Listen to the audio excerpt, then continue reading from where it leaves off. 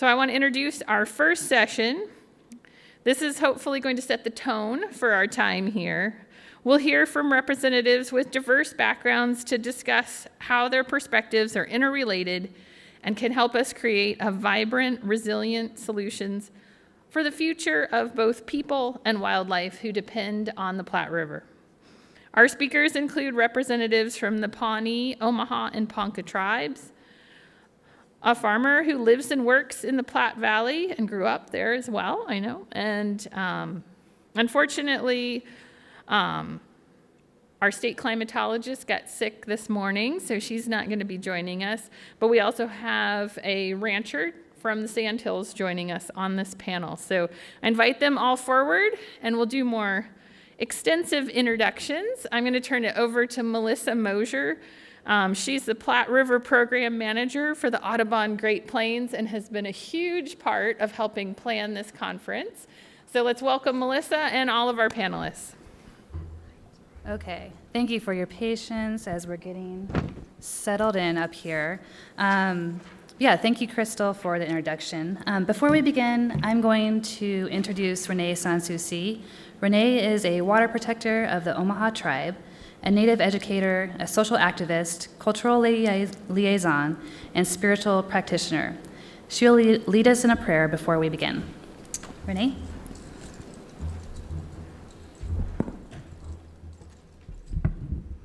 Good afternoon. Ewide Wongide, all my relations. I'd like to begin this afternoon, this time that we're in, by saying a prayer both in Omaha, EA, and English. And I wanted to acknowledge briefly my late mother, Alice Souci, and I brought her book with me today. Been thinking about her greatly because of her work in the last several years of her life that she dedicated to preserving and honoring our Omaha language. And today, as I'm going along, as traveling here, I want to also say welcome. And in Omaha, we say "Zatite Udo." It's good you're here. I also want to welcome my relatives here, Deb Eckelhawk and Casey Camp-Horinek. Both of them have traveled from Oklahoma, but I want it to be noted that they are both original people from Nebraska, like myself. And we also have another guest I want to acknowledge, and this is my nephew, Gnu Benton. He's here from New York, and he's of the Ojibwe Nation. So today, with that being said, what I will do is begin this prayer to start this day or this conference or however, but this is going over the time that we will be here.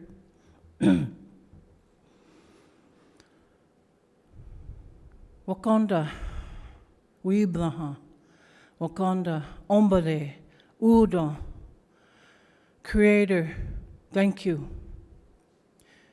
Today is a good day. Wakonda, Nebraska, Wahubeaka. Creator, the Platte River is sacred and alive. Wiblaha, thank you so much for this time that we're coming together. Ukite, Amashti, Ewe Wahoi. Give a blessing to all our relatives who are gathered here today. And I pray for understanding that everyone's hearts, nonde wahubeaka, and minds, our spirits, will come together in understanding, good health, and happiness. And I ask in a good way that everyone will have a blessing in their homes and with their families, and that travels will be safe as they return home. Wakonda wiblaha. Ni wahubeaka. Our water is sacred. Our water is something we cannot live without. Wakonda, help us, help us, help us in that understanding of how to take care of our sacred water. And I say thank you to you, Wakonda, Wiblaha, Ewide, Wongide, all my relations.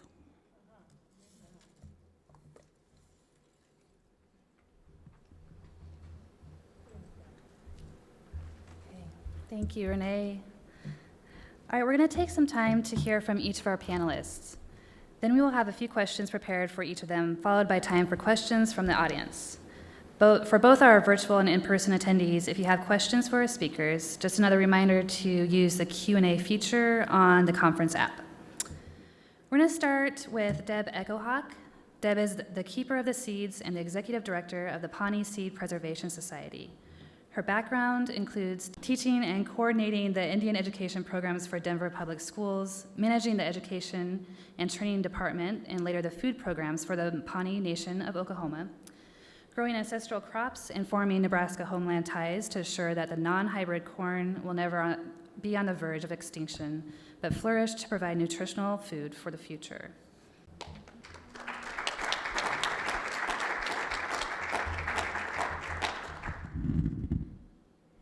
Hakitaru chicks to wait a suda, dida suda, ura hey oh hey oh hey, hiya ho ho, hiya ho ho, hiya hey oh hey oh hey.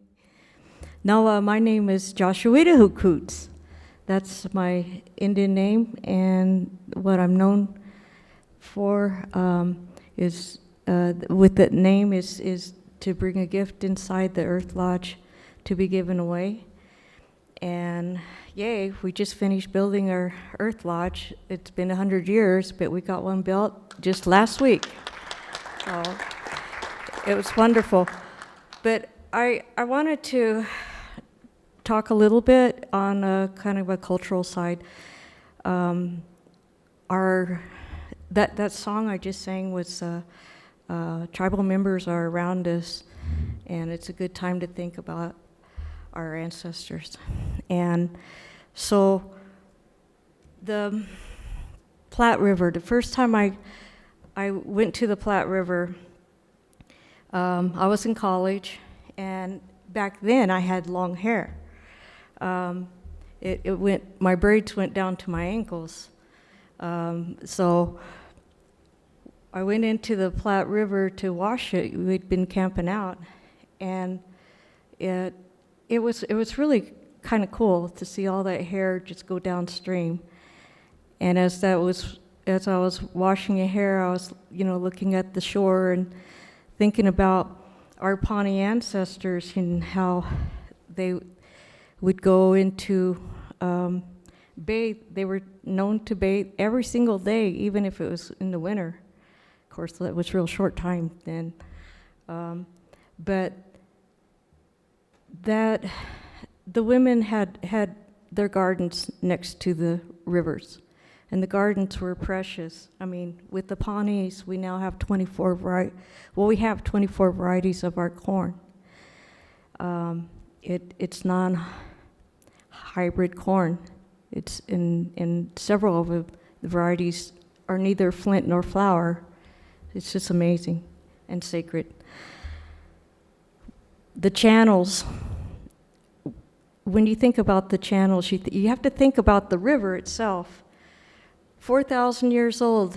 It started out as glaciers and snow from the Colorado, and the water melted and just thundered down the mountain and brought with it some sediment.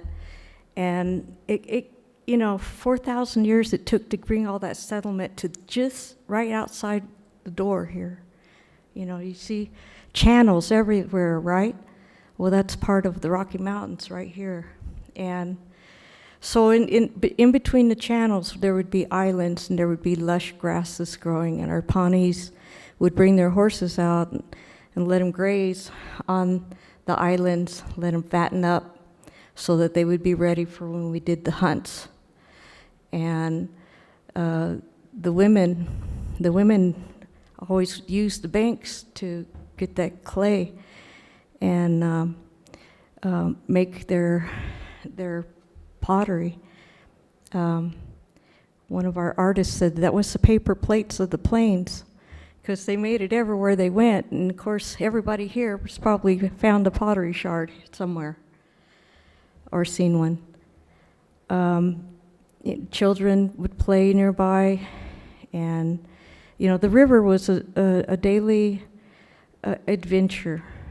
And so how sacred is the water? Okay, well, we know that we appreciate our streams. We know that if we would have left the river as to take its own natural course, that all that sediment would eventually get to the mouth of the river. Kind of reminds me of when I'm braiding my hair, and I bring it down a little bit, and then there's a knot. That's where then you have to kind of loosen the braids a little, like channels, to free it up, and then the brush is like a flood. You need it to flood, and once you get all the way through, then that's what you want. We won't see that for this river. Chottistockers came and used dynamite on it, and we've had other things going. Underneath our feet, we have the Oglala Aquifer, right? And that goes all the way down to Texas, right? So what have we done with that? I know where I live in Oklahoma. I probably can't sell my home because of all the fracking cracks from the earthquakes. And when you frack and you go into the hard rock, you can't repair that.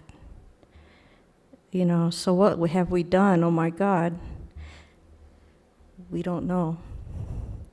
So we have the water beneath us. We have the water alongside us in the streams. And then we have the water overhead.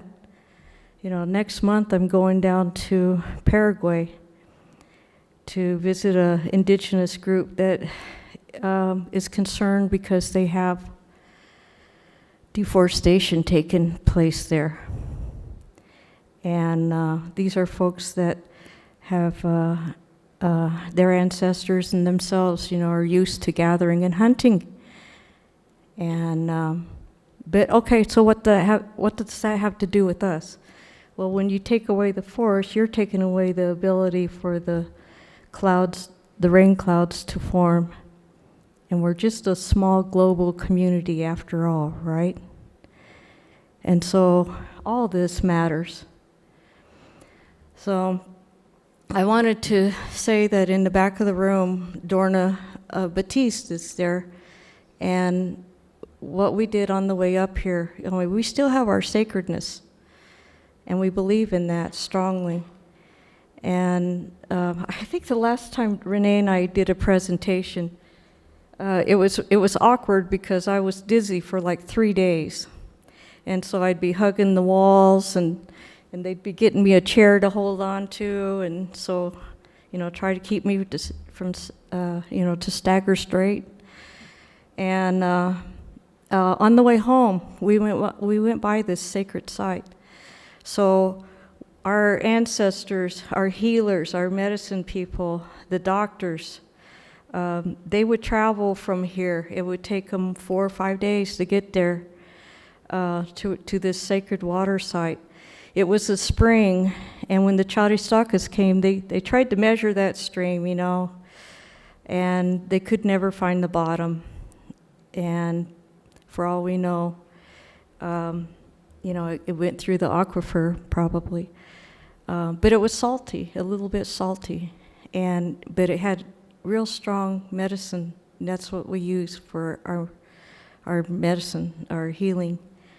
And so we stopped there, and Kahita helped me get down to the water. I put it on my head and my arms and legs, and then we walked after we said a prayer. And of course, you have to say your prayers, because even like with our plants, if you don't pray for them, then the healing properties of the plants won't be released. And so that's what we pray when we harvest our water. We want the healing properties to be there, and we ask Atias to please help us. And so anyway, we're walking back up the boat dock, and I hand Kahita my phone. I said, wow, there's a million birds out in the parking lot. Take a picture of me running through there. I want to make them fly. And she did, and it's on my Facebook site where I'm running like a maniac and birds are all around me like an Alfred Hitchcock movie. And then I'm going, oh my gosh, I'm not dizzy anymore. It worked instantly. So on the way over here, thinking of the water, we went there, Dorna and I, and we said our prayers, and we gathered some water. So you are so welcome to have some of that. We have it at the back table when you want to partake. You're so welcome. How do you have people partake? Okay, so Casey says, okay, procedure, please. The SOP is here. Okay, so we usually put our hands out like this. And then go ahead and just stand there and be reverent, and we will put the water on your hands and say a few words for you. And I'm sure Casey will be helping, and Renee. But yeah, and then you go ahead and you can put it on your arms and your legs if you want, your nose. Now, Deb, before we talk. Oh, do you want to do that now? Okay.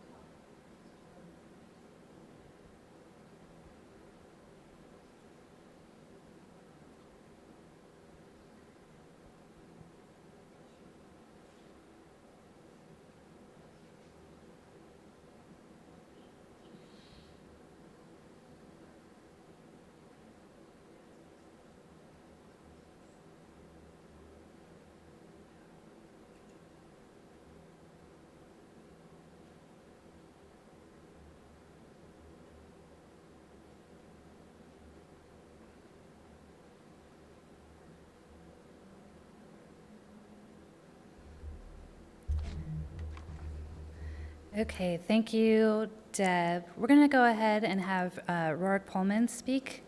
Roric is the owner of Paulman Farms, located in southwest Nebraska in both the Platte River Basin and the Republican River Basin.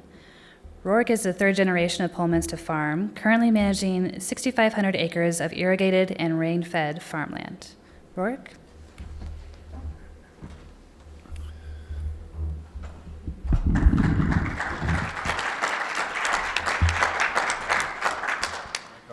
Everybody okay?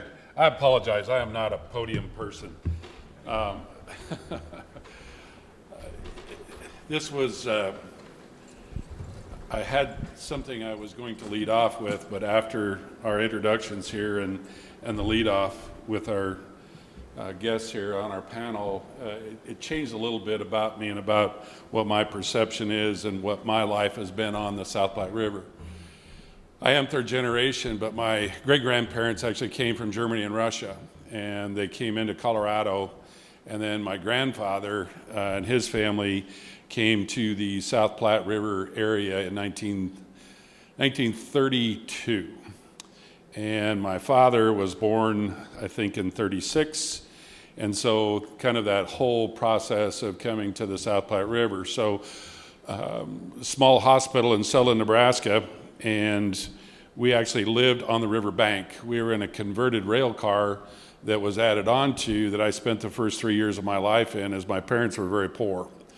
And we gathered eggs and we milked cows and raised baby calves, but we all did it with the river in mind. The river provided the livelihood and the sustenance that it took for us to farm. We had a garden that was larger than most people's houses' footprint today that we traded out of. We went to the local grocery store on the weekends and we traded for the groceries that we needed. We gathered eggs and traded that. I mean, my kids look at me and go, "What, Dad, really? You know, this sounds like a movie that most people don't pay attention to." But you know, it was a part that made me. It was a part that has been a part of our livelihood. But it allowed us to really have an understanding. We went to the river every day, and the South Platte River at that time, I experienced the floods of the '60s.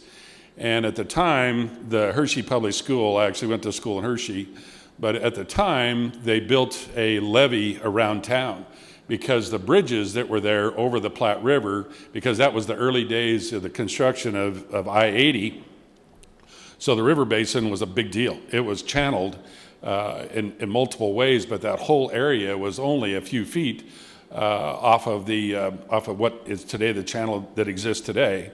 And they actually had dynamite tied to 2 bridges between there and Sutherland prior to the confluence, which is just past North Platte, another roughly 40 miles where the North and the South Platte come together. So they were going to blow those bridges.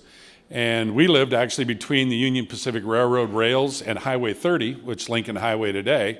So it was about, you know, most railroad tracks are generally probably shoulder height to me, so probably 5 foot from grade. And the river actually crossed that a mile out and got all the way to Highway 30. And it really expressed the power of that system, of the snow that has to melt, that has to accumulate, the rain that has to fall across the basin. And what does that mean to me? Well, we grew our farm, we grew our family, we grew our community, we grew everything around that river. And ultimately the aquifer. The aquifer was we had a lot of wells at the time, but they're open discharge. It supplemented actually the significant gravity system that was put in place with Lake McConaughey, the Sutherland Reservoir, and also with Lake Maloney. And then the return flows back out of that system into the Platte River subsequent to joining the North Platte. So that system, my grandfather worked in. He helped build the Sutherland Reservoir. And the pictures that I have are cool. I was going to try and put together some slides, but MPVD has a very robust library that they're finally making available of a lot of the pre-development days before that system was put in place, before the underground channel that goes underneath Paxton. Nobody even knows that when you drive across the interstate that you're driving across Platte River flows that change from the Sarbon Valley and go clear across into the Platte River, crosses underneath the Platte River, the South Platte, and comes back up and then is returned to the South Platte further down. Multiple uses, multiple ways. But as kids, we didn't know that. We went down to the river every day because guess what? We speared carp, or we rode our motorcycles, or we hunted. That was back before commercial hunting really got to be a strong case there. There were coveys of quail, the pheasant, and ducks and geese were pretty much confined to your own farm or to your own access to the river. But today it looks much different with the development of that system. Of course, it's changed, and now we have a huge flyway that they rest and put themselves at McConaughey, of course, in Sutherland, and not so much in Lake Maloney, but somewhat. And it's changed how my perception is. It went from a take and live and provide for my family, but in the evolution of that, it's put us to where we are today. We have good, solid schools. We have an infrastructure that provides for a lot of families, but the historical part of it is lost. To me, in terms of the conversation, I didn't get involved in this till about 15 years ago. I think Mayor Klaus, Stan and I served on the integrated, all kinds of water stuff. I've been doing it for 20 years. But I had spent a lot of time just raising a family and confining myself to what the effects and impacts of the local water supply were until they built the Gerald Gentleman Station well field, and they said, hey, we're hydrologically connected. And how could that be? I couldn't even spell the word transmissivity, let alone understand what the hydrologically consequences were of having stream flows and an aquifer that ebb and flow together. I didn't believe that. I really did not. But I'm a believer today, and I work in a lot of different ways. I just returned from California from a Sustainable Brands Conference talking just about the same thing, about the importance of natural resources and how the recognition and possibility of our impacts across all of these natural resources and the availability of them. What's that mean to Kate Spade? That was one of the speakers, Kate Spade. Of course, she's passed away, but her group and her fundraising piece, they talked about water. And I go, what would you know about water? I mean, you make some pretty high-end stuff that people pay a lot of money for, but why are you now all at once interested? You know, what turned on the light bulb? And so those are a bit, you know, they kind of get you out of sorts for a bit until you kind of go back to where you came from. And that idea of what it's provided for me, my family, and now the fourth generation, our youngest of four, runs our commercial operation. And our efforts within our own farm used to be about kind of the economics and profitability and longevity. And what's that legacy look like to stewardship and conservation? A lot of our decisions are predicated first on stewardship and conservation today. What's our impact? How do we see ourselves in the future, and how do we continue to provide a safe and reliable food supply? Because that is important. And we can't just operate in the absence of doing that. So what does that look like? And those are some of the things that we look at today. We're very tech driven. We are very active in our own communities and with young men and women globally. I work closely with the Water for Food Institute as an advisor. I am an advisor to a whole bunch of others as well too, and startups and technology pieces that I think ultimately will really make a difference. But it also goes back to how do we get here? What's the fundamental part of why I can stand up here today? It's because of the South Platte River. It's because of the Ogallala Aquifer. It's because of the rain that falls on our area that we're able to grow and sustain ourselves in a way that we look at today. I'm excited about this. The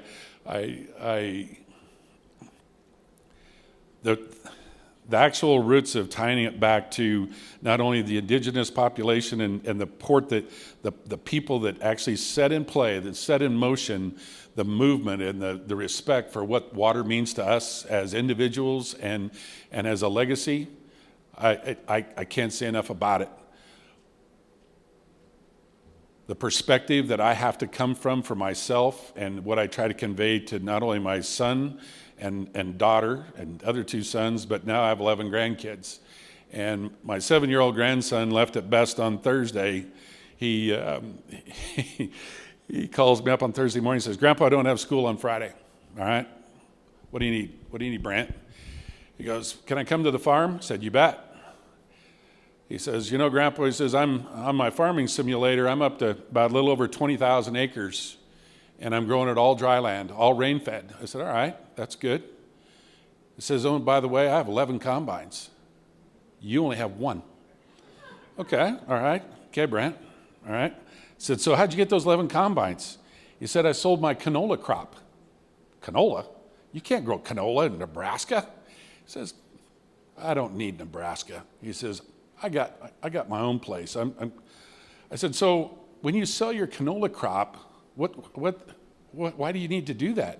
He says, Grandpa, I got to have money to buy 2 more combines. I go, well, don't you have to have a planter and a tractor? He says, oh yeah, I already got those, but I just need more combines so I can get it in earlier and collect. And so 7-year-old. And so I take him back down to where I grew up on the river, and because their perspective is not mine, is they see it through an entirely different set of eyes. And I have to take the time to meet him where he is, put it in terms that he understands, and give it some clarity so that when he steps into that classroom or he steps back onto our farm, that he understands why and the where of what water means to our operation. It's important. It isn't simply pushing a button and making sure that that crop's watered, that every drop, the value and the process that water goes through to even be delivered to that crop and maintaining that legacy and understanding of the water is significant. It's a cornerstone of what we try to do. I won't benchmark myself. I'm not setting sustainable goals. Ours is a shared continuous improvement. We're not going to stop at sustainability. We're going to stop at nothing, quite frankly, of figuring out what the next steps and what it can look like. I am also a trustee for the Nature Conservancy. I wanted to learn their language. I didn't understand. I wanted to understand what it meant to be a part of an NGO and also to what their concerns were. And I'm part of many other advisory groups too, but it clearly, without exception, is important. And thank you all for coming and giving us a chance today.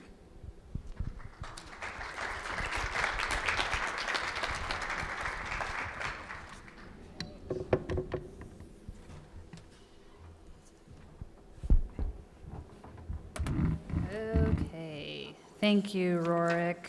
All right, so up next, we're going to hear again from Renee.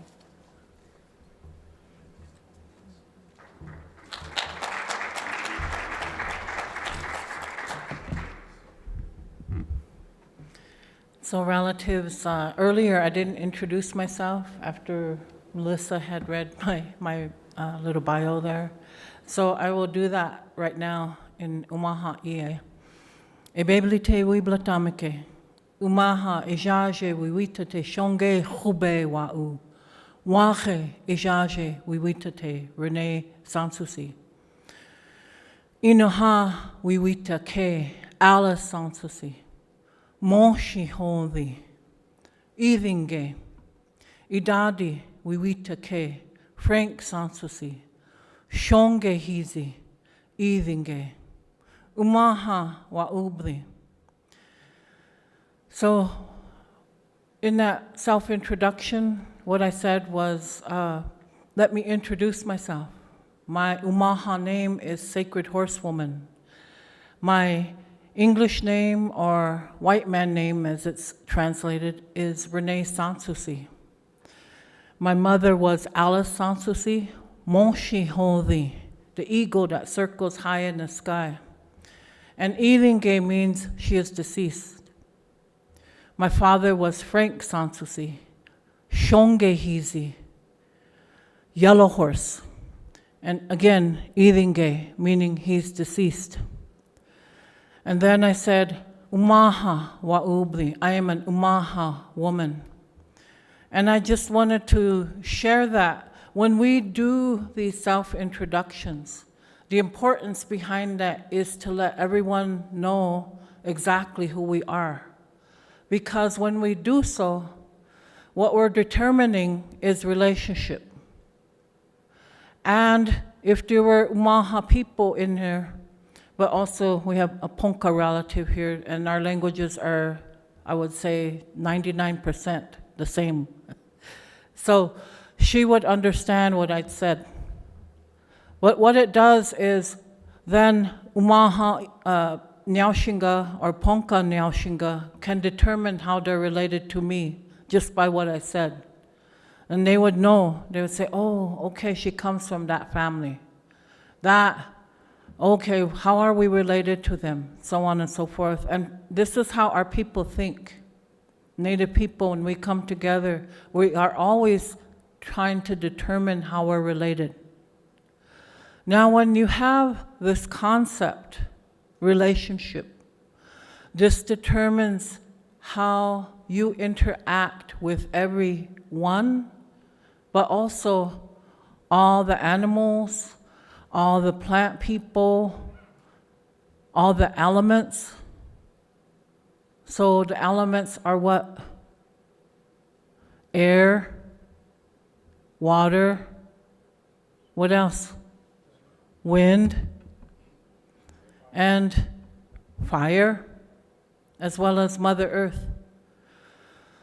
Relationship is what we go by when we are having conversations with one another. But again, when I say conversations with one another, I don't mean just human beings. I mean everything around us. So our relationship to water in particular, we know that as human beings, we cannot live without water. We know that this ancient being has been here far longer than we have ever been. And we are a relatively new species here on this planet. Our stories, our origin stories for the Omaha Ponca people, we know where we came from. Our stories have shown us that we came from the stars. And we made a long journey to find this world. And when we did so, we went everywhere looking for a new home. So our journey for us began in the Pleiades area of the universe, the Seven Sisters as they're called. We made that long journey searching for a home until we came and found Mother Earth. And the reason why we were attracted to this planet was because of the water. We saw this beautiful blue globe in front of us. And our ancestors said, this is where we're going to live. Now, I could go on and on with that story, but it would take so long that, there would be no time left for anything else. But to give you an idea that in our stories, which are ancient, we understood that when we came here with instructions. Those instructions were, again, about relationship. Creating sacred relationships with everything and everyone, every bit of Mother Earth. All the natural ways, and what these are called are natural laws of Mother Earth. We went by Creator's instructions, determining how we created relationships, again, for just one example, with water. And again, that understanding that water is so ancient, much older than us again. So we humbled ourselves in that relationship. This being, she's our grandmother. This being that runs everywhere throughout this entire planet is our grandmother. And who are we to say how to tell her to exist? As Native people, with our instructions from Creator, we weren't here to have dominion, as they say. That was never a part of our instructions. We were here to be caretakers, abiding by those natural laws, to help maintain a balance. Because as human beings, what do? We disrupt balances wherever we go. So in our teachings, to interact with this ancient being, we humbled ourselves because, again, we cannot live without her. And bringing this teaching to all our little ones, instilling them with that respect.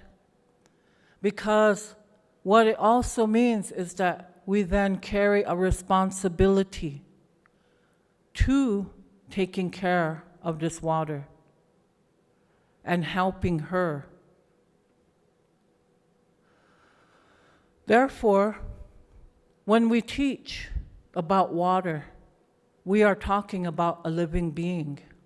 And we continually remind everyone around us, all our relatives throughout Mother Earth, that this is how we are supposed to interact. In this way, what I have witnessed as an Omaha woman, that the relationship that we had to the Nishude Aka, the Missouri River, and to Nebraska Aka, the Platte. We lived along these rivers. We were river people. And, you know, when I travel to Omaha from Lincoln, where I live, every time I cross over the Platte River, to me, this is home. I look at that and I can see from one place to the other, and I can see where my ancestors lived. And it feels that, I feel that feeling in my whole being. This is home. This is where we have resided for hundreds of years. But we didn't do so in a way that destroyed any of the channels. Again, the humility that we had and respect was about how do we live? How do we live in balance? How do we live with an ancient being? Our ancestors understood this very well. And for a time, as an educator, you know, I've sat with a number of Native educators, and we've talked about this, you know, in our meetings and conferences and so on and so forth. When the time of colonization came, we went through, you know, a traumatic change in everything. Our traditional lifeways were disrupted. So this is what we call it in our educational process, the Great Disruption. We've endured that. Well, I would say here, you know, about 200 years now, a little bit over 200 years. But now, all of us, you know, having to go through an educational system that has forced us to become assimilated to this new way of being, new way of life, fast and disconnected, to be honest. But, you know, and our languages, you know, when I talked about my mother and her language and what she did for us, that was an example of what we lost for a number of years. But that reconnection that we've been going through to a way of life that sustained us for millennia, this is what's happening now. And this is what we have been engaged in this process. For me, a little bit over 20 years, maybe 30 years. But now, the hope that we have is that in sharing our views and our beliefs and helping people that are gathered here today to understand that we have come back to a way of life after the Great Disruption. We're continuing on. We're not going to stop. We're not going to, I guess, you know, I've said these words many times, we're not just going to lie down and die and disappear into the forest or whatever the romantic vision of Native people is. That's not us. We're very much alive and we're here. We want to see this land and water and everything around us healed. Because as human beings, when we talk about sustainability, how are we going to go forward if we don't do that together? Therefore, this is why this panel and everything we're doing is called braided paths. It's very symbolic of how water comes together, but also in this process, how cultural endeavors can make a huge impact. So with that being said, I thank you so much. Thank you for listening to me. As we always say that, we humble ourselves. Thank you for your kind attention. We blaha, e with a wongide. Thank you, all my relations.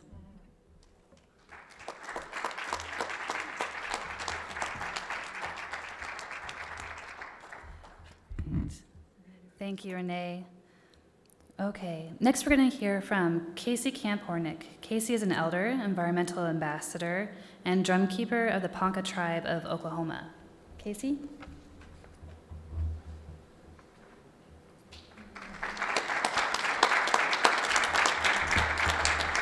Didn't get to say hello to you earlier. Good to meet you. Good to listen to you.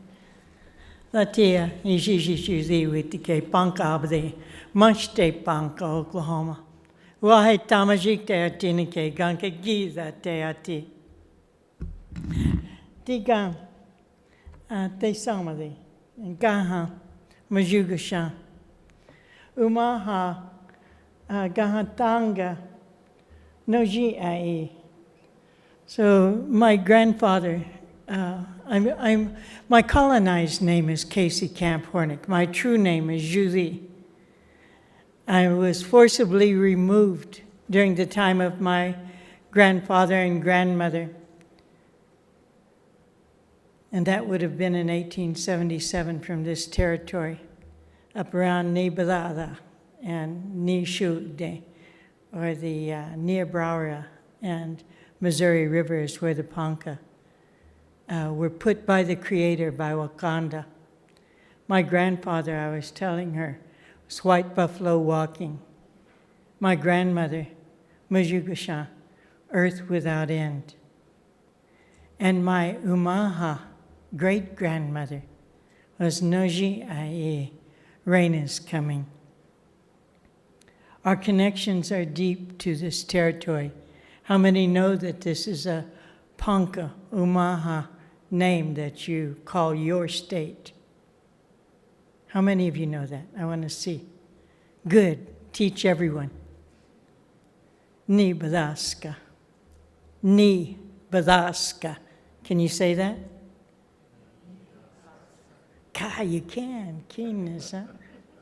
We're going to have to change those license tags, too. I was looking at those, and they don't even know how to say their own name here. Ni is water. Badaska is flat, because that water's right next to the surface of the Mother Earth. And that's the way it was supposed to be. That's the way the Creator intended. I was listening to this young man talk back here about 4 generations being here. And I was thinking, I know he's proud. We have hundreds of generations that have been here. And the connection that he feels and the legacy that he's trying to leave, do that 100 times over for how we feel when we come here, when we connect to this portion of Mother Earth and stand in these sacred waters, to have received the blessing that our Pawnee relative offered. Goes deep into my heart. That water back there, you all must experience that in a different way when you leave here. Water. What is water? Water is indefinable. Water is something that belongs to all, and all belong to. I'd like you to imagine yourself as a non-GMO seed, as a natural seed that is renewable, that comes from your Father, and that your very first environment as a human being was within the water, within the womb of your mother. At the time that that seed began to grow, that original cell that became your body, that you wear over your spirit? What nurtured that body? What nurtured that body? Did your mother eat? What did she eat? She ate things that came from the plants, from the rooted nation. She may have had things that were of the four legs, the buffalo, the deer, the cattle. She may have had those things that came from the air. KFC, eh? She may have breathed that sacred air. She may have had the fire within her that warmed the body from the very core of the Mother Earth and from the Father, Son. Right? Did all those things happen? Yes. And the miracle of life is you. And how do you exist? You drink that sacred water in whatever form that it is. Me, it's manka, sabe, and ni that I love. Sacred, they call it black medicine. Some folks call it coffee or Starbucks. That's one of my big medicines. It's full of water. And it came from the natural trade routes of the people. Water is my other existing thing. Ordinarily, I talk to this water when I arrive someplace. And I ask it to stand witness to the words being said, because oftentimes I'm way across the globe somewhere, and there's no witnesses to what I'm being said. But right now I have witnesses that are here, and those cameras stand as witnesses as well, that I speak the truth as I've been taught.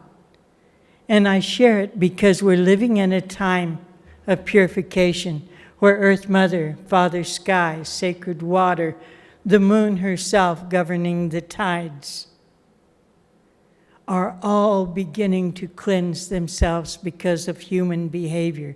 I'm going to ask this young man here now to begin to rethink even some of the things that he talked to us about in such a beautiful, powerful way. He understands legacy. But I'm going to ask him to remove or move the RE from resources. How do we rethink who we are? If we think about natural sources of life as opposed to a natural resource which puts it into a product, which commodifies the sacred. Right now in this territory, I don't know if all of you are aware of it, but they're getting ready to put I guess it's a carbon pipeline. Have you all heard of that? It's happening over in this other part, probably a little to the east, right? Yeah, so they're going to buy and sell the air. They're buying and selling the air. So literally, these ethanol plants and others, rather than transitioning into the natural sources of life, solar energy, water energy, wind energy, that is available to us in a way that can be sustainable, as you were talking about. They're continuing to find ways to commodify the sacred to the point that there will be nothing left, and our species is on the brink of extinction because of our behavior, as two legs, as human beings. As the time that my people were forced from this territory that the Creator put us, my grandpa was 6, my grandma was younger. They walked 700 miles with a bayonet and a gun at their back, where the women were separated off and raped, where the children were taken into the boarding schools and kidnapped for at least 9 months out of the year, forced to cut their hair, taught us this language so you and I could communicate. Stockholm Syndrome happened to our people, that we had to learn to identify with our captors in order to survive. But still, that seed existed within our DNA because it was not modified. That seed is from the water. Every time we drink it, touch it, it belongs to us, we belong to it. And in the ways of the air that we breathe, the winds that blow, and in the way that we ingest the food with a prayer, and in the way that we have been taught that now is the time in prophecy for us to come forth and share. We have guarded these secrets, these ways of being. We know a way forward for us. Even if we wanted to do things like when KXL was trying to come through your territory up here, we made an uneasy alliance called the Cowboy and Indian Alliance. I kind of like that. Guess which one I was, right? But it was difficult because we knew that Wakanda had set us in a sacred place here in Nebraska and asked us to be caretakers, and others had come along. And like this young man, felt the responsibility to have a legacy for their loved ones too, just as my grandparents did. So we allied with one another. We shared prayers with one another. Right now, some of my deep friends are still part of that group that we met over a dozen years ago. And we protected this territory so that the water herself could be healthy. And now you're being threatened again in so many ways I can't even tell you. Within the Ponca, we've begun to call our neighbors to understand that things like the UN Declaration on the Rights of Indigenous People that was enacted in 2007 is because the federal government has failed in every trust responsibility to our people. We aren't Indians, but yet we're governed by the Department of Interior under the Bureau of Indian Affairs. Ponca abadi, manchte Ponca, Ponca abadi. I'm a Ponca woman. I'm not an Indian. And yet we have had to go by these misnomers by this character named, what was that? We always say a lot of things happened BC. Before Columbus, we had a different way. I just left Italy, by the way. I was over there at Global Alliance on the Rights of Nature conference, which is a global thing. And I took a little Ponca flag, I want you to know, and I stuck it into ground over there. And I thought I'd do a reverse doctrine of discovery. And I'm feeling real good about it, because I think that we've got to undo and redo and realign so that we can align human law with natural law. Natural law is always going to be the governing law of who we are. The water is ultimately going to choose where she flows and how she flows. Right? How long are dams going to last? Until the sediment builds up and they burst through or an earthquake happens. How long will the air blow? How big will the tornadoes become during this time of climate change because they are purifying the earth? How much drought, how much flood do humans have to endure before we really accept the responsibility that we have lived outside the natural laws, and that we can easily transition ourselves if we uphold one another? So for the Ponca, we have enacted several statutes, and they include the 2007 UN Declaration on the Rights of Indigenous People. That, I believe it's Article 37, I'm not sure, but it guarantees a right to free, remember that, free, prior, and informed consent to anything that comes within our territory, because we are a sovereign people. We are nations.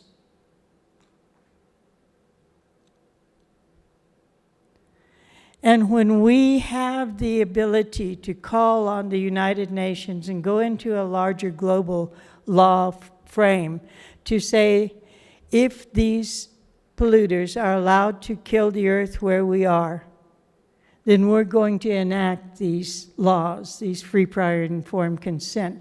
And in doing so, we're going to protect our neighbors. His grandchildren is going to benefit if he helps to uphold the law, the sovereign law of the Pawnee, the Omaha,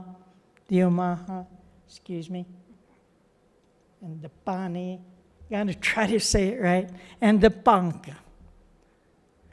Because within the framework of our original instructions and within the framework of our sovereignty, we're beginning to find ways, again, to align human law with natural law in ways that can hold those polluters culpable. I live in a place down there that we're suffering from environmental genocide. Virtually every single family has multiple cases of cancers, autoimmune diseases. Our children are being born with cancers. All of our kids know how to borrow an inhaler from each other. You can't grow organic food within an 8-mile radius of our headquarters.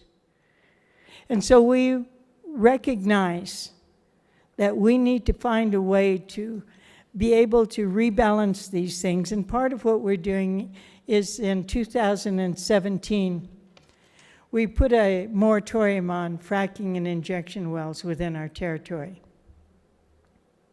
That's in law. That was because we had 10,000 earthquakes within about a 7-year period. 10,000 man-made earthquakes. My relatives' people were the first to do that, the Pawnee. We had a 5.8 earthquake there. That was a man-made earthquake. 5.8. That was a man-made earthquake. Every fracked well uses between 2 and 8 million gallons of fresh water that can never be used again because they put these solvents in there. Those are protected in the law for us to even not be able to test for them because of what they call the Halliburton loophole.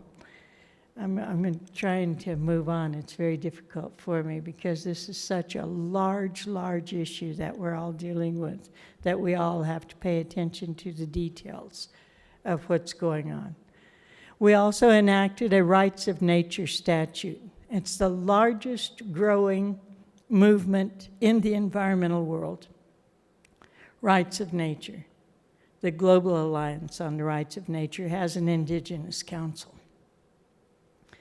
That Indigenous Council is working around with people like the Maori, who in 2000 I know in Ecuador it was 2007 when they put Rights of Nature into their constitution, just saying we recognize that we call ourselves water protectors and land defenders and say that we're protecting nature, but in reality, and I want you to internalize this, we are nature as humans. We are nature protecting itself from extinction. If we recognize that these scientifically are saying that, yeah, humans are stardust. Quantum physics tell you that. If you recognize that your body is so many percentages water, if you recognize corn is nature, trees is nature, deer is nature, cattle is nature, fish is nature, water is nature, wind is nature, and you eat, drink, and breathe, you are nature. Protecting yourself and your generations to come. So I'd like you to consider that in New Zealand, the Maori have put a recognition of the Wanganui River as a living being. And by doing so, they're protecting the rights of the water for the generations to come. Since then, up until the time right now, there are 30 countries, including places in the United States, municipalities and tribes, that are recognizing the rights of the river. And I want to proudly tell you that the Ponca on July 6th, Manche de Ponca, the ones in Oklahoma, passed a statute, and it's a resolution incorporating into tribal law pre-existing and immutable rights and responsibilities for the health and welfare of Niska and Nijide, also known as the Arkansas and Salt Fork River, and all Ponca water bodies. And you can do this too. Thank you.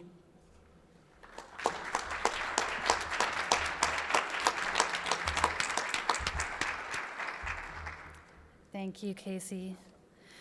Before I introduce our last panelist, I just wanted to give everyone a reminder that you can put your questions in the app. We'll have some time for questions, and I also have a few prepared questions too. So we have that to look forward to still. Okay, so our last panelist is Mike Abbott. Mike owns and operates a ranch north of Hyannis with his brother and 3 sisters. Mike and his wife Pam have a son and 2 daughters. I don't have a picture. I never really take pictures of myself, so sorry about that. So lucky for you guys. The star's a little bit further north of where Shelley's got it right now, and we lay in between, right, see that river right below Sandhills? We have a ranch right in between those 2 tributaries. And what's neat about those tributaries is we have valleys that bring water into a place what we call Gordon Creek.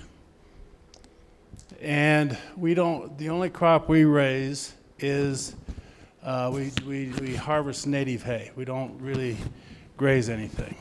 I mean, we graze it, we don't plant it. It's self-plant, we hay it, then we turn around and graze it. So actually we get 3 crops. The cows get the first and the last, and we get the second. This year, thanks to the Nebraska Sandhills Task Force partnering up with us, we did a project on restoring one of the streams. Let's see. This is the valley. I'm going to go forward just one more. This here is the valley that I looked at. We've been working on this project for 6 years, and we're able to finally get it done. And you can see right there beside the trees where all the creek bed was going down. We're losing our creek bed. We're losing our subsoil. We're losing quite a bit here. And this valley here is right in here. I wish I had some more pictures here where I had the cows, because Shelley wanted some cows. I didn't get cows. Maybe the next one. But then my intention was, because when we moved onto this place, we had a lot of soft ground. And we bought this place in 69. 69, you couldn't go, say, in this area right here. Well, beaver had this dammed up right up here. There was always a beaver dam there. And my dad took it out and straightened up the creek. And since then, we lost our creek bed. We're losing our subsoil. The subsoil, to me, is a soil that helps nourish the plant. Instead of coming out, it was going directly down that creek. Let's see what the next slide shows. This here is what we did is we took that creek, this here, and dumped it over here to the left. And you can see the equipment that we did a project. We put in 2 dam systems. We raised that creek bed. We're in the process of raising it up 8 feet. Not only will this help us bring water into here, but all the way back to the next meadow. I guess I feel like the opportunity to come in and visit about it. I don't, because of if you take, I'm talking about the pictures. This is kind of where I'm getting at, correct? If you take a look, you see the trees clear in the far left, but you see that big tree in the center there? Well, there are 2 valleys. And each of those valleys bring water into this creek. Go back to those other trees, there's 2 more valleys. We have this here is, you can see where all these creeks are coming together. And we were losing all of our water. And you know, this here to me is part of the Platte Basin. Okay? And we were losing all this. And it was going, most of this, where it sees it's coming down here, most of our water is going up toward Merritt Reservoir. And we were losing it, then eventually it goes to the Missouri.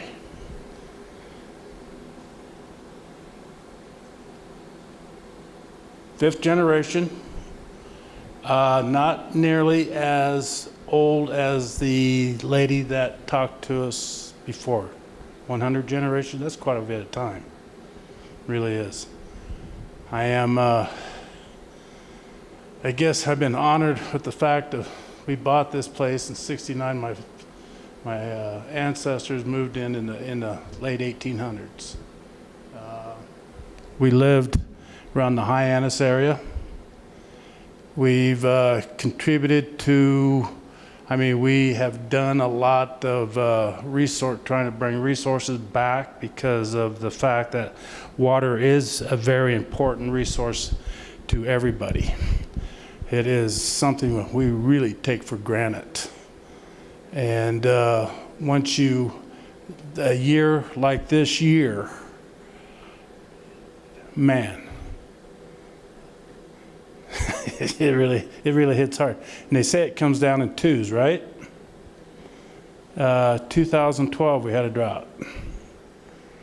2022, this drought. This drought was a little harder than the last one, but here, what was the mayor was telling us in 2019, they had water up to here.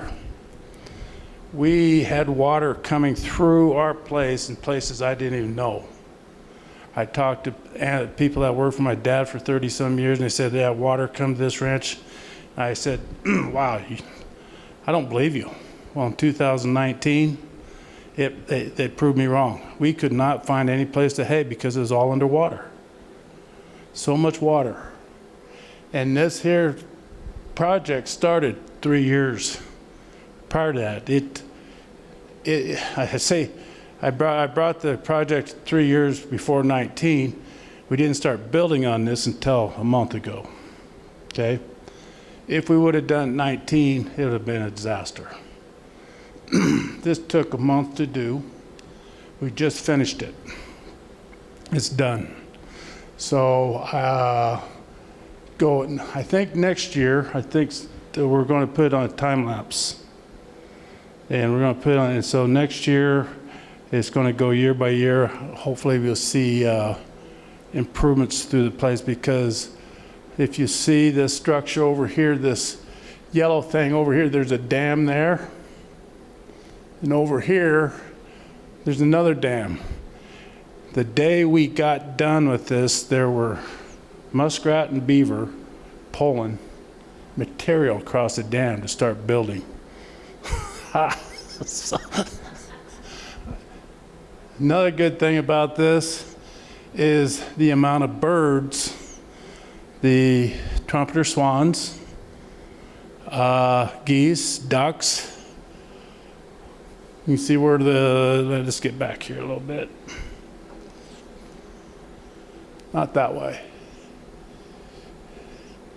But all through here. I think you can see some right in here. Right there. They were just landing all over this place. In the spring of the year, I think we have at least 20 trumpeter swans come up and hatch on the ranch. And to me, when we can work with wildlife, I think we're doing something. We got geese. They'll hatch, they'll fly on north, And I think we have streams where we got ducks year round. So to me, that's from there to here, and giving them more. See, I can drain this and flood it. So right now I have it drained out, and so I'll come back and flood it and get the migratory birds. What else? What else? That's about it. Any questions?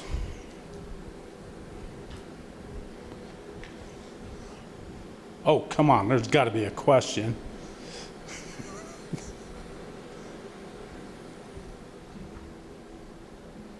There's a question in the back there.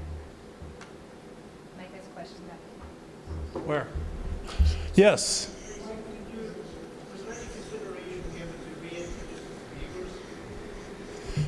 Very much. The question is reintroducing the beaver. We were trying to do this to bring the beaver back in to help us flood the area.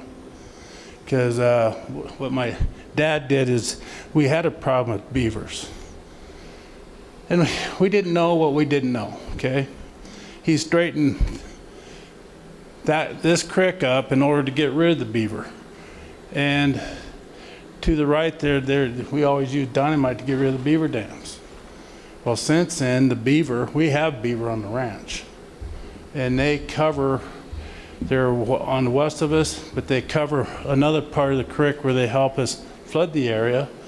And I had people come in and take it out, and I said, wait a minute, don't do that, leave them there. Leave them there. So, yeah, the beaver, muskrat, we're even getting mink in the area.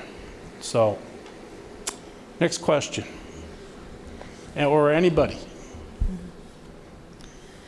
We also have, Mike, some prepared questions for all the panelists. I was going to see, Crystal, could we get the QR code up again for the app, possibly? But yeah, if for those who came in late, if you don't know, we're using the Cvent app for questions. Thank you, Mike. Yes, thank you. Okay, so if you have questions, please go ahead and put them in the app. There's a space for that there, and that will be for both virtual attendees and those that are in person too. But I have a couple of prepared questions for the panelists that we can start out with as more questions are coming in. So the first question is, for any of the panelists that would like to respond, how do you feel your connection to the Platte River? And if you don't have a microphone, I can provide one for you.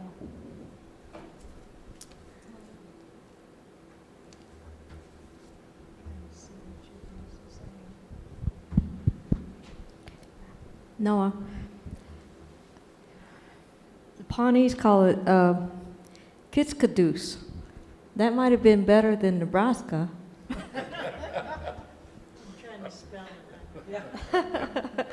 But Kitskadoose is, again, it's water, flat. So the connection to the waters is really important because we know that that the Platte River is just part of our great network, and in Nebraska, that's where the beginning of the water table is, and for the Oglala Aquifer, right? One of the things that representing the Pawnee Seed Preservation Society, we have 20 gardens in Nebraska and then about the same in Oklahoma, and one of the things that I really enjoy about one of our gardeners is when they moved here generations ago, 4 generations perhaps, we were still living on that land and our there was harsh winters and they cooperated with each other and so this family, the Fike family, feel really indebted to the Pawnees because they actually helped them survive those first 2 years of cold, awful winters. And So having Dell, he's a farmer. He's used a lot of knowledge for cultivating without using the massive combines. I mean, yeah, sure, he tried those out on 70,000 acres and spent all day long on the combines. But then when he started really thinking about it and rethinking how he does his agro-ranching project, and thinking about how we had the buffalo, then he changed things, and he started to use his cattle that he's had in his family for over 90 years. Beautiful cattle. Nebraska has the best beef. That cattle, like the buffalo, is what churned up the land. Then there was some little bit of cover cropping done. When it was time to plant our seeds, he just pressed it down. He did not have to cultivate and use those giant rotating landscape watering systems. In fact, he never watered it at all because of the prep work that the animals gave that land by adding free fertilizer and tramping it down, and with the cover cropping. You know, there's a test that you can do on water, and so much water per so many minutes, and then if it penetrates the ground like 10 inches, you can have bragging rights.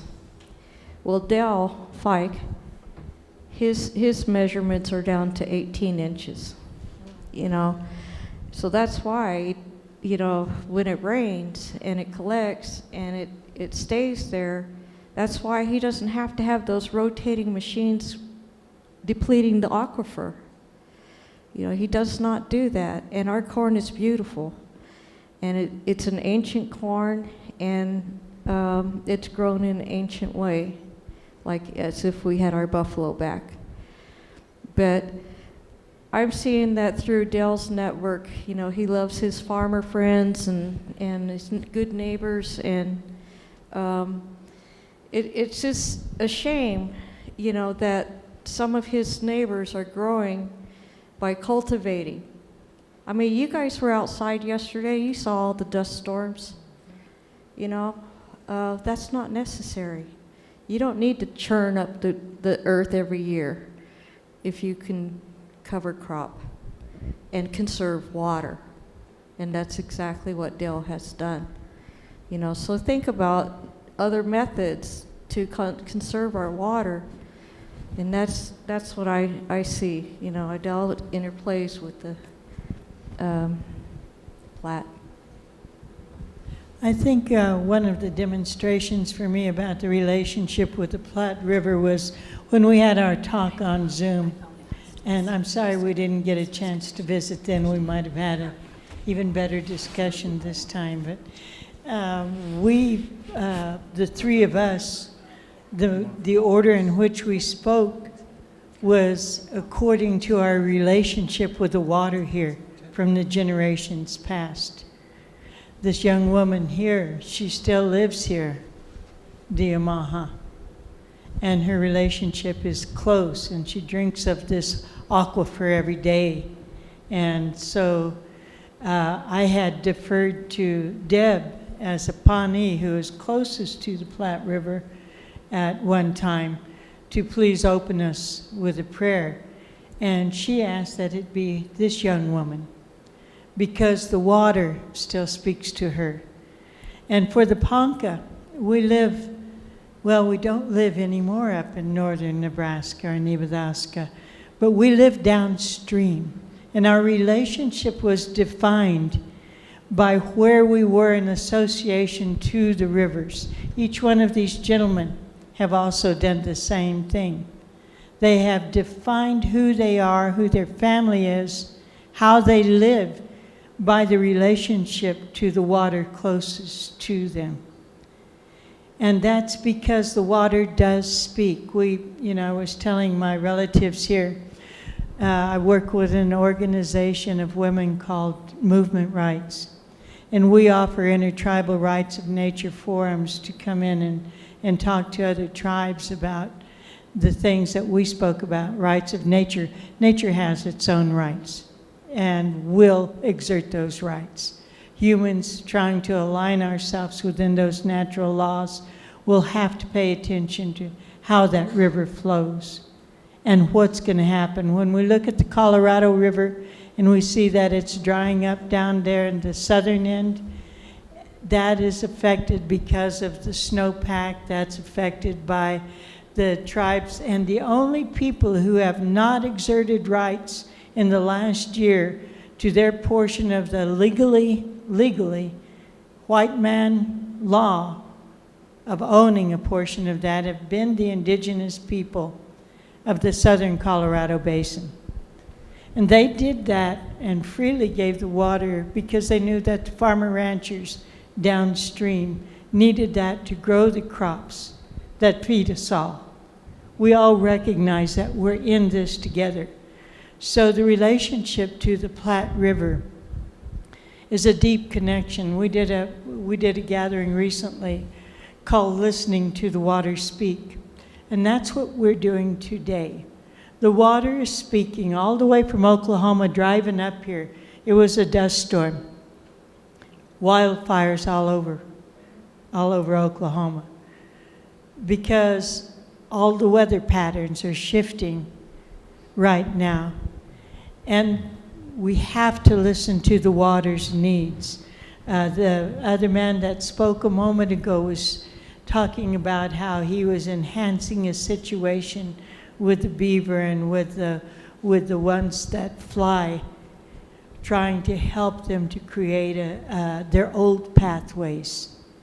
They were here first. They knew all that. He said his grandpa took that beaver dam down and it changed the flow of things. Read about the beaver. Read about how science will tell you exactly what they do.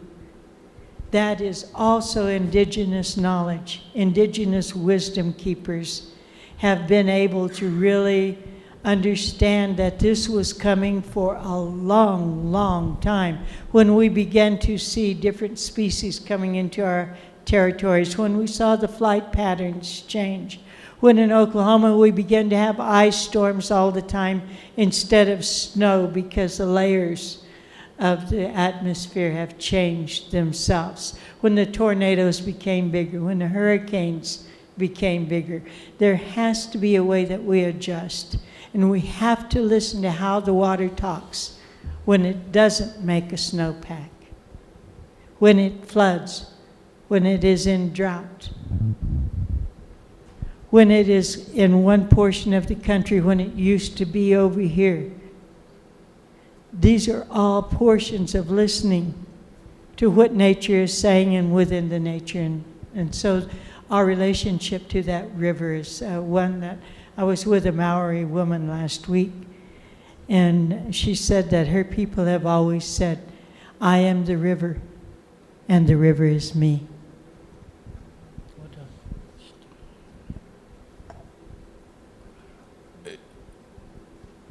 This has been a remarkable exchange. It is in my short time, my 60 plus years, but also this is my 38th crop that I've been able to be a part of on my own.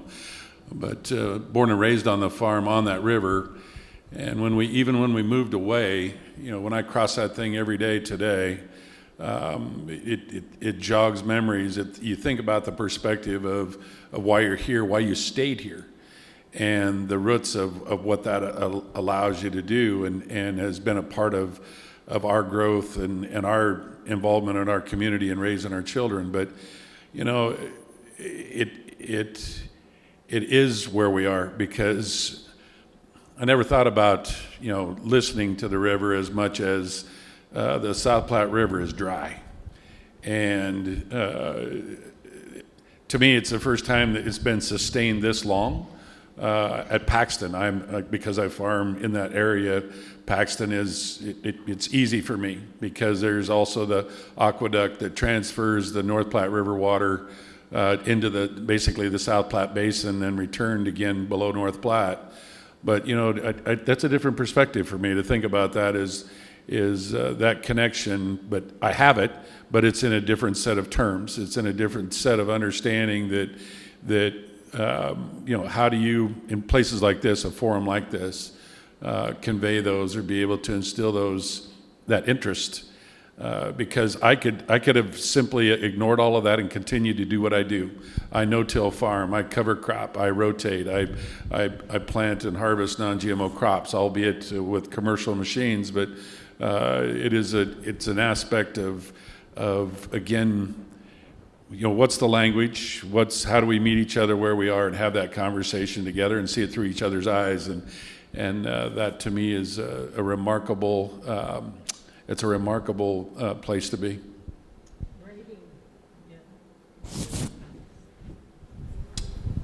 I feel the same way, even though I live 100 miles north of the Platte Basin, because my connection is it's a continuation of what I do. And not only what I'm trying to do is, it's just trying to help the... Oh, okay. The light's just blinded me. The light needs to be. But my connection here is it's part of agriculture. It's part of agriculture through the whole the state of Nebraska. Wow. Can I imagine being on a place without water? It's something that we just take for granted. And listening to these ladies talk about listening to the Platte and listening to the water, it's really opens your eyes, and especially this year and the dust and the no-till and what you're talking about, because we don't the only thing we do is scatter the manure, but we do not do any planting. We just let nature give us our crop. And if we didn't have the subsoils and so forth, we wouldn't have a crop. And this year, we were hurt, but it'll come back. I think we're listening to something. Yes. So with that, what I can say is, when we're talking about, how did we say, connectivity? Is that the word, the key phrase in the question? To the Platte. One thing that comes to mind, especially about everything that's been said so far, is that, the soil, and again, the regard that we have for the land is something that, in relationship. Again, for Native people, it's all about relationship, right? So we understood how everything worked, how everything, was kept in balance. And I'm definitely of this mindset. Bring the buffalo back. Bring the bison back and let the buffalo roam over this whole region, and you will see healing occur faster than anything. You would be like, wow, how did this turn everything around? Why? Because of the way buffalo work with Mother Earth, the land. And just as what Sister Deb talked about, with the cattle, by everything that they do, the buffalo, when they are on Mother Earth and churning up the earth, then everything is coming to life. That topsoil is so important. And that's what we have lost, right? And the nutrients that are in that topsoil. That's what's been stripped away. This is why we're having the dust bowls, right? Everybody knows that, right? Right? In this room? But the buffalo would help heal that. And then you would see the water, just as what was described about how the water would just come right back into the land. And again, you would see the river flowing. Everything is in balance. We knew that. We saw, we witnessed everything for thousands of years, how everything worked each season. We were not primitive. We were the best scientists that ever existed on this land. So I want everyone to think about that. You need us. Help us, and we will help you. But also in that process, that healing that will occur is then going to help all of us to live. But it needs to happen like yesterday. Start listening. We've been talking about this for a long time. But now, here we are. You know, we're in critical, as what do they call that? Critical mass. Everything's ready to erupt, and we're looking at mass extinction of everything. So this is why we're here. You know, we're sharing our voices, our beliefs. So again, you know, thank you for that. Well, I wanted to put a PS on what we do. With the Pawnee Seed Preservation Society, our biggest garden in Nebraska this year, there's 6 major gardens in this one big plot right on the Platte River. And that garden is for the cranes. And so I challenge you to, you know, our cranes are so precious that we felt like, well, we might as well do a great deed for them.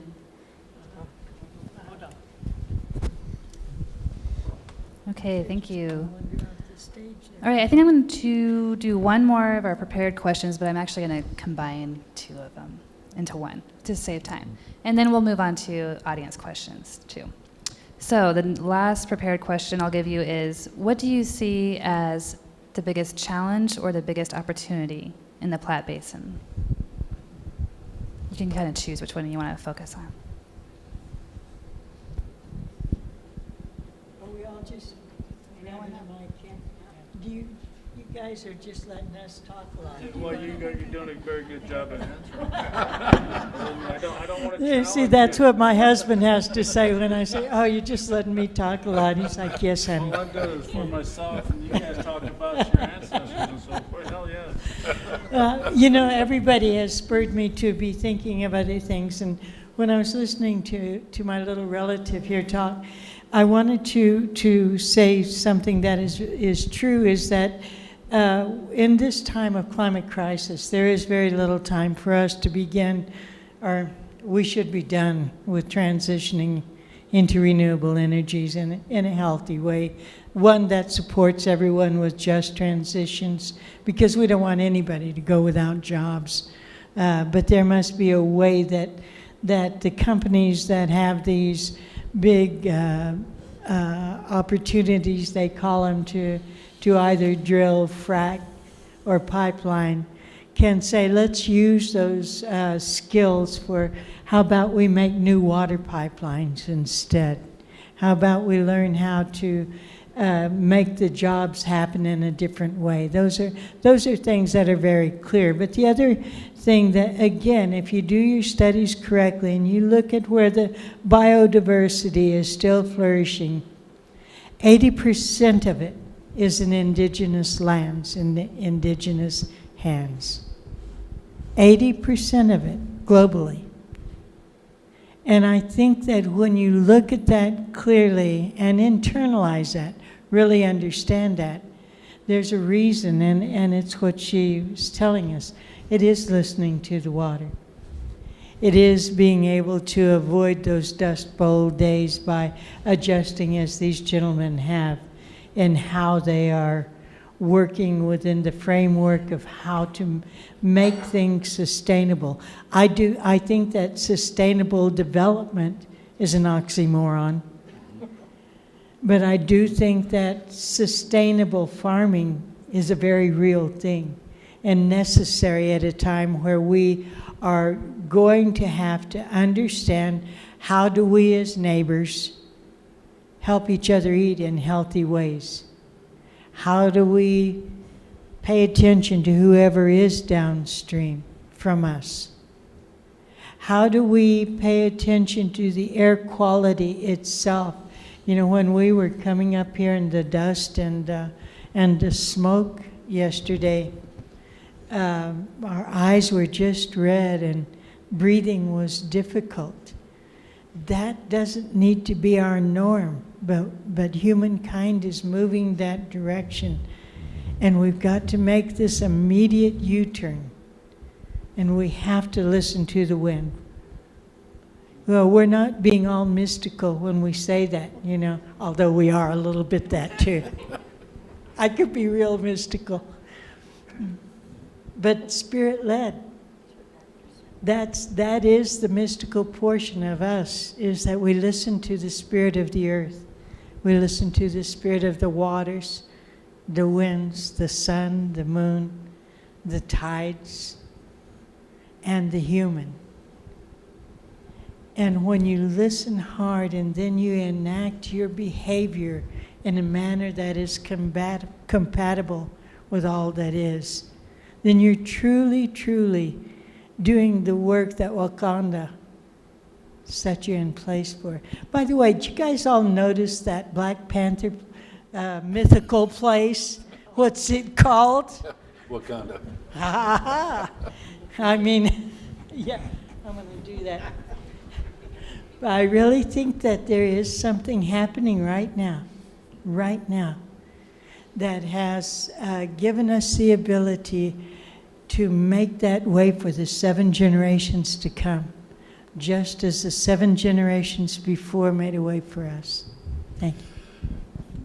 Challenges that, in terms of I've gone through the collaboration of the natural resource districts and NDNR and the process that we went through. It was called integrated management planning, the IMP process, and I think I'm on my 5th director of the Department of Natural Resources now that I've been a part of the advisory to, make a recommendation on the representation that surfaces there, as well as the NRD groups. I'm a former NRD board member as well, but I also ran for political office for as a senator. And that the challenge that I see is again convening that process, and I was not a fan of consensus building because there were times where there was a lot of visiting and just talking as opposed to action, and I'm an action person. And yet, if you don't hear those people, you don't include all stakeholders in that process, it makes it difficult to have that unbiased effort to make things better. And I think we're back there again. I think we have a better start than we had before, because we have gone through that figuring out the collaborative phase. And I think we feel pretty good about the science. What we haven't included, obviously, are reconvening that stakeholder process. But also on the flip side of that, I think we've said it best, is science. I think the historical values that we bring to the table today, and urgency. There is urgency. We did not harvest a dryland crop this year where I live. The first time in 38 years that about 20% of our farm is rain-fed, and we did not harvest 1 acre. That's the first time in my career of growing crops on my own. Now, prior to that, there were some challenges, but in terms of my grandfather and my dad and how they farmed, but a lot more cattle and those things. But, when you start to look at the biodiversity, you start thinking about enacting on-farm climate change resiliency they want to talk about. And I don't want to be resilient. I want to be responsive. I want to go out and take command of what our efforts can and will be. And I think there's enough of us. I know there is. There is enough that to me is the opportunity. That is, but we have to take time and listen to each other. That's the piece during the IMP process that we yelled at each other for a lot of the early meetings. We did, and we didn't listen. And it took nearly 3 years of that collaborative approach for us to even begin to make sense, to even start to have meaningful conversations that move the needle.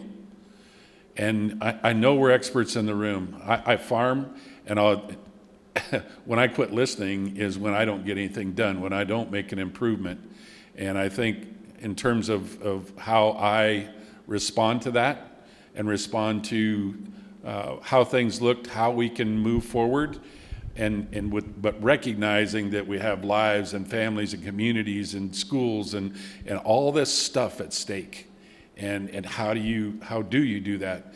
So I hadn't thought about it as healing as much as it would have been probably a business focused perspective, but maybe healing is the part that we rally around or be a part of. I don't know, but it's certainly an aspect that I would take a liking to.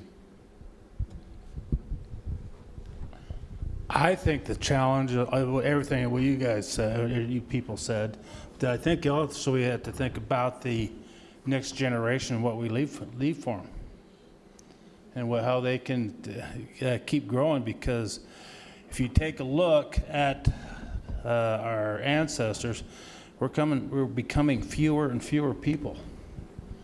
And people are doing more with less people, and I can't remember. I mean, I hear stories. I see farmsteads. We own several farmsteads that used to be, and now it takes less people to do more. And so, we really dig into the water, like you said, the traveling circles and so forth, and we really got to come in here and figure out the most successful way of using the water in order to listen to the plant and so forth. And that's as short as I can make it. Thank you. Well, I'd like to talk on behalf of our corn. Everybody knows in Nebraska, during this drought year, the corn was shorter than other years. And I would just, I like what Renee said, to try to listen to our native people, and then here I am, and I'm a native person, but with our organization, what we do is we listen to the corn, and the corn's our best teacher. And for example, we have a corn that we were growing, and we realized that when we walked out there at night, our legs would get wet. There was dew all over them. And the GMO corn next to it, going through that field, you might find a dewdrop on the leaves. But our ancient variety of our corn that we were growing for thousands of years was watering itself, taking water from the air. And our eagle corn that we have, it's so smart. I mean, it knew right away always just to grow short. Why pump all that water 12 feet high when it can produce 5 ears being this tall, full-size ears? And that's how a lot of our blue corn is. Our blue corn has more nutrition than soybeans. It's an ancient variety. So, just think about what we're doing with our plants, because it can be manipulated. It can be abused. Every time you change corn to be sweeter, plumper, insect resistant, drought resistant, every time it loses nutritional value. But with our native people, that we are the ones like that do save our seeds and have babied each one and protected that and brought them back, to a healthy seed bank and beyond. We realize that, but that's important to grow the right things. All these acres and acres and acres of food that's grown that you don't want to feed your family. I mean, that's part of the frustration that we see in Nebraska farmers when all those acres are something they wouldn't want to put on their own table. So we need to be more cautious in the future and grow things that are important and nutritious and not just for the corporate eye.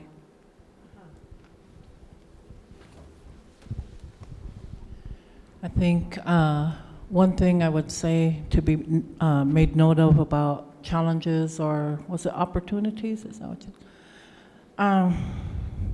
I always think in a way that in regards to the water, to the Platte, to how we view, again, our relationship to the water. One thing that comes to mind is, there was one year when our reservation, the Omaha Indian Reservation, was flooding, and that was 2011. And I was living at home then with my mom, and we had to evacuate her house because where we lived was on the river bottom. And we had to eventually move up into the hills. But that year also, as the water was rising, I thought of what should I do, and what you said about being responsive or responsible. And immediately what came to my mind as, somebody like, what we believe in, our spiritual practices are so much a part of us and had been outlawed, as you know, for the longest time, up until 1978. But being able to access the traditional ecological knowledge that our ancestors had held for thousands of years is possible now. And being able to access that, then I could call upon my relatives who were, from the Ojibwe Nation, who still retain those water ceremonial practices that many of us had lost. In this way, I could call upon my relatives and say, we're experiencing this, and I want to go out and do something. Can you help me? And in that guidance, then, I was able to go out with my mother and with my daughters. We couldn't get down to the river itself, the Missouri River, because it was going so fast and it was rising. But we could get down to one of the creeks that were nearby that flowed right into the river. What we did was to make our offerings and to pray, but to sing as well. And when we're talking about listening, this is a really beautiful concept, but it's an actual experience. When you experience such things, they really do something to your physical body. You go through a lot of healing. So for me and my mother to stand on that bridge over this beautiful creek called Blackbird Creek, that even the creek was flowing so fast, and it was also really high. And as we sang to the water, and as we said our prayers, the wind picked up, and we could hear that water. The water shifted in a way that we could actually hear the water speaking. And I said to my mom, do you hear that? The water is talking to us. And then the next thing that happened was in the trees that were all around us. The wind was going through the trees, as they say, what is it, soughing, or however that word is in English. But what we heard were singing. We heard our ancestors singing through the trees. And the lightning and thunder was crashing all around us. That experience lives in my mind, my body, my spirit. And in that moment of my own healing, I understood that everything is possible. Anything is possible as what our ancestors lived by. And what do those words mean? Anything is possible? Well, the quantum physicists are talking about it now in their own formulas and language and so forth, but they realize that anything is possible. They talk about it. We have always known that. And in our practices, being able to connect to Mother Earth in that way and to the water, that, to me, is the most healing experience anyone could ever experience. I don't take water for granted, not one bit. I give thanks to water every single day, many times a day, every time I take a drink. So in that way, I want to remind everybody, anything is possible here. Thank you. Weeblaha. Okay, thank you very much. All right, so I'm going to go to, we probably only have time for one question, I'm guessing, from our audience. I like how on this app you can vote for your favorite question, and we have 4 questions, and it's a 3-way tie for the best question. So I'm going to just go with the first one that came in. So this question is, specifically for Mike. Was the problem too much water conveyance, and was the solution to find ways to keep water on the ranch longer? Repeat that again? Yep. Was the problem too much water conveyance, and was the solution to find ways to keep water on the ranch longer? Referring to your presentation. Well, I'm going to use your phone, just kind of reference it. Was the problem too much water? No, the water, what happened is we lost the subsoil. We lost our subsoil moisture through the years, and as the land started driving up, it started taking our creek bed. And the creek bed in 1 year dropped almost 8 feet. And you can almost imagine the amount of subsoil that's going to take with your water. And without the subsoil, the ground became drier, and it was harder for us to grow a crop. Unless we had a constant rain, we were able to grow the natural hay.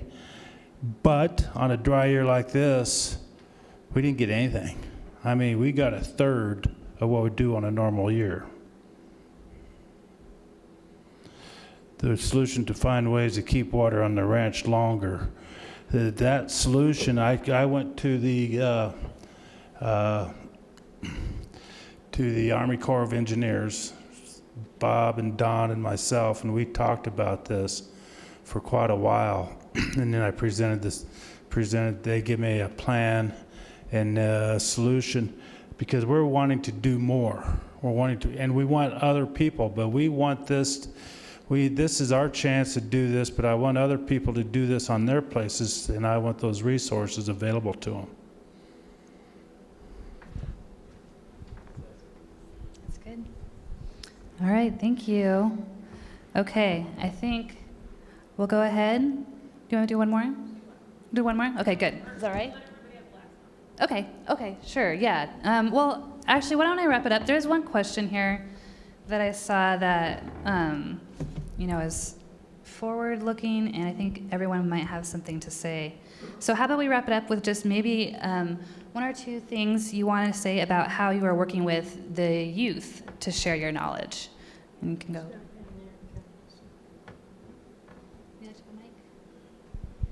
What was it? How are you working with the youth to share? Oh, yes. I'm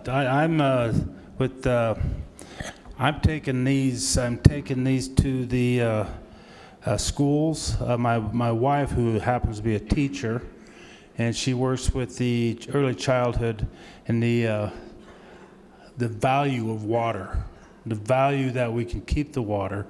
I mean, we hear about what's going on in California, where Lake Mead's drying up and all this. And you take a look at Lake McConaughey, how it's drying up. They're draining all this water, and the value. And it's easy to teach it now because of what we are lacking, and on a good year, what it can provide nutritionally as far as the plant to grow. I mean, we are coming to a low crop in the last 3 years, and the value that we're losing in this natural resource. And yes, we are working handedly with schools and so forth, especially on how to pump it. We're using solar to pump it to the surface and let it seep back down through the Ogallala Aquifer.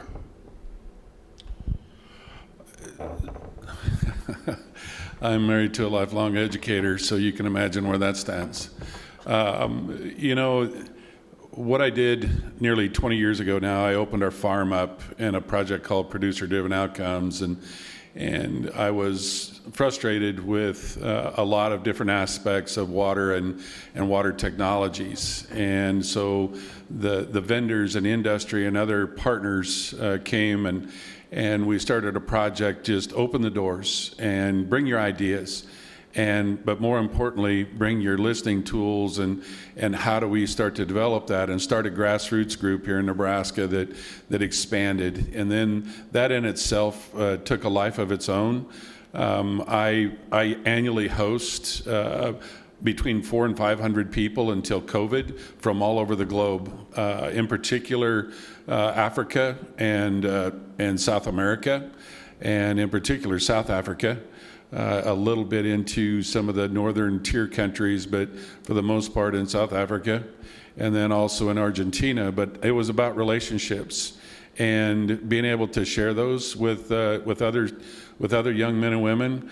We also worked very closely with the University of Nebraska through the Water Center and Doherty Water for Food in collaborating on in classroom through the FFA, and also now the ag in the school has taken a resurgence, but finding young men and women that want to teach in the rural areas and make their homes there is extremely challenging because of the, quite frankly, the lifestyle. But unless you are used to a rural lifestyle, it is difficult.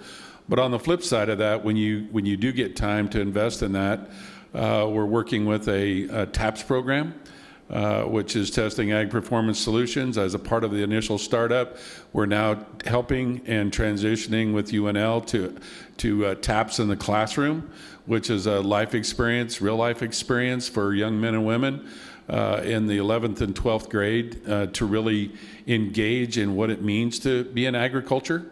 And not so much with livestock at this point. I hope that we can eventually get there, but you get to experience all those tools and the actual process of growing a crop with no financial risk.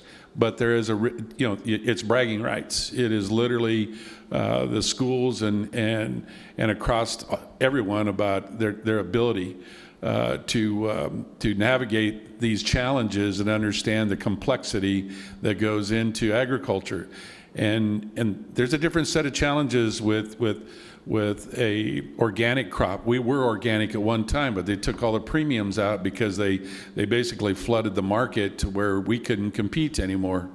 And so all of those kinds of aspects are played into these scenarios that allow us. But I'm firmly convinced to put in to put in the hands of the people, the Brants, my grandson. I chuckle about that, and it's awesome to have a grandson that takes that interest, but I know this, that he's learning at the speed of light, and it's totally unbiased, and he will have a path that he at least has some fundamentals, so I think it's instrumental to get involved in young men and women's education. Very good. I'm an educator too, and taught in Denver Public Schools and found the importance of curriculum.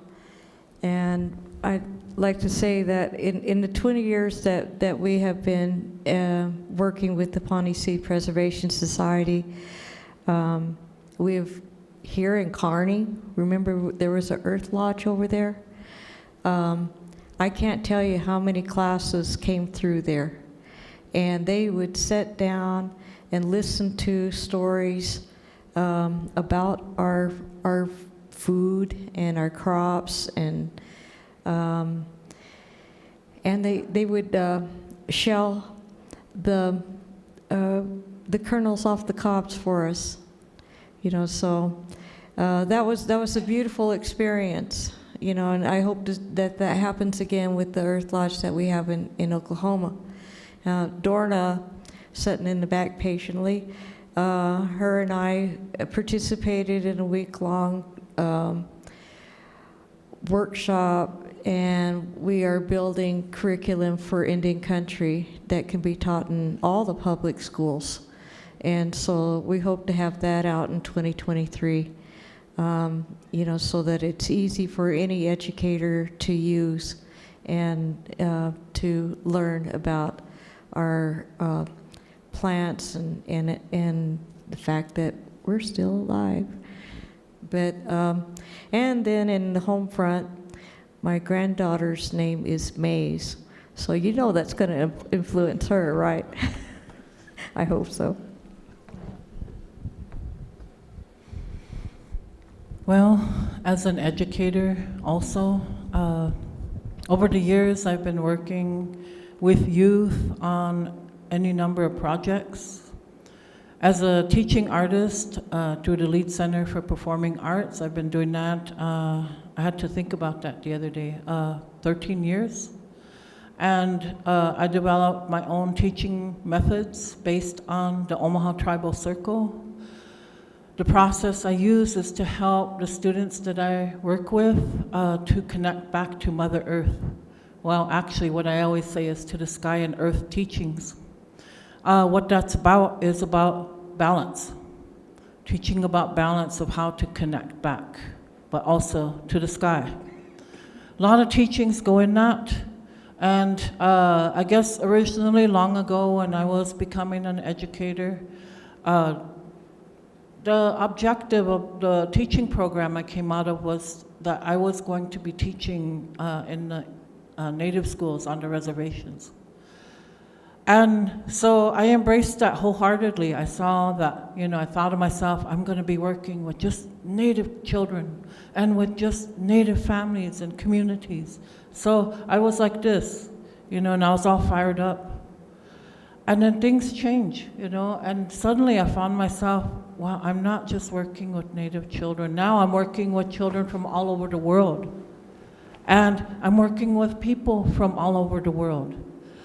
And so I realized I had to take off my own, I guess you'd say, my own biased thinking about everything and begin to understand how can I help people of all ages to understand how to connect back to Mother Earth.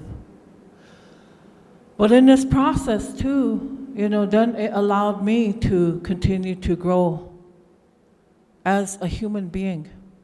And that's what I have begun to realize, that in order to help our people and families, then it does start with our children.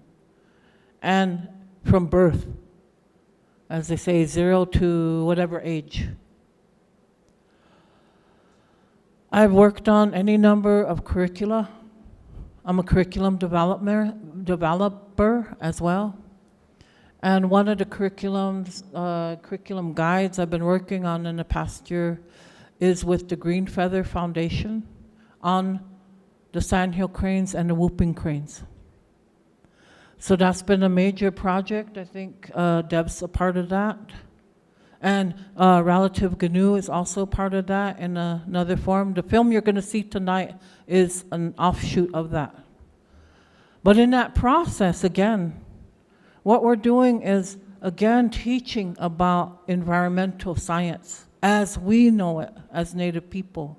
We're bringing in our ancient beliefs and teachings, instruction, et cetera, et cetera, et cetera. I could go on and on. But I will continue to work with people that way. And this past week, you know, we were out here. We went on a grand tour of Northeast Nebraska. And I was the tour guide for GNU, Benton, and he's sitting in the back room here. That's, you know, his film is what we're going to be watching this evening. But in that way, we went to each school on the reservations. And we got to speak to all the kids about water and about Mother Earth. And, you know, that process that we engage in as educators is something that, you know, to me it comes naturally, I feel. So when I'm working with kids, you know, I can always like reach in and ask them questions or just listen to them as they say, like in scaffolding process, you can assess where their knowledge is at.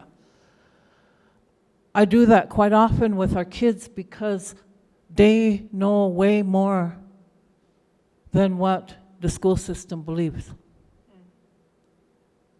So I don't like to utilize, I guess, questions that, you know, try to pinpoint exactly what their knowledge level is. I'd rather look at it and say, you know, I know you know a lot more than what you think or what anyone thinks. That's what I want to instill in our youth. And that's what I leave, you know, can leave here with. Thank you. Well, I had to invent something because I'm not a formal educator. I didn't make it through high school, but I've kind of hung around in UN circles and things like that. So I decided that I would tell everybody I was a graduate of MIT, which is matriarch in training.